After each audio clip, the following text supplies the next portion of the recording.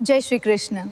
આજે 7મા દિવસની પરસોત્તમ ભગવાનની કથા વાર્તા, જે આપણને શીખવે છે કે કથા શ્રવણ, સત્સંગ અને ભક્તિ સાથે અને શ્રદ્ધા સાથે કરેલો કથા શ્રવણ અને સત્સંગમાં શું ફરક છે.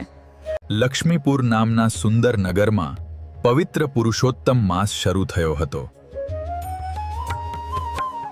ભાવિક ભક્તો નદીમાં સ્નાન કરી વડના વૃક્ષ નીચે કથા, ભજન અને વ્રતનો મહિમા સાંભળતા હતા.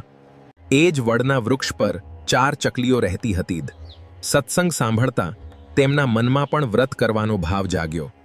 એક ચકલીએ ઉપવાસ લીધો, બીજીએ ધારણા પારણા, ત્રીજીએ એકટાણા, પણ ચોથી બોલી, મારે કશું નથી કરવું.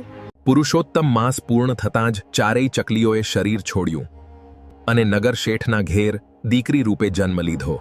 પુરુષોત્તમ માસની કથા, સત્સંગ અને શ્રદ્ધા ભક્તિ. જ્યારે ચકલીઓને મનુષ્ય અવતાર પ્રાપ્ત થયો અને તે નગર શેઠના ઘરે દીકરી તરીકે જન્મી. સમય જતા 4 દીકરીઓના લગ્ન થયા, પણ દરેકનું ભાગ્ય અલગ અલગ હતું.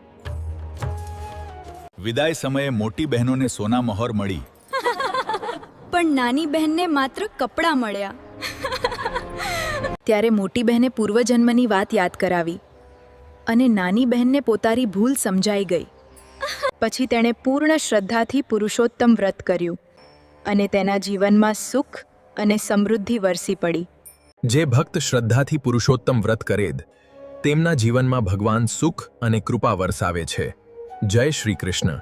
કથા સાંભળનાર સૌની ભગવાન પરસોત્તમ પર અડગ શ્રદ્ધા રહે તેવી પ્રાર્થના સાથે જય શ્રી કૃષ્ણ. રાધે રાધે.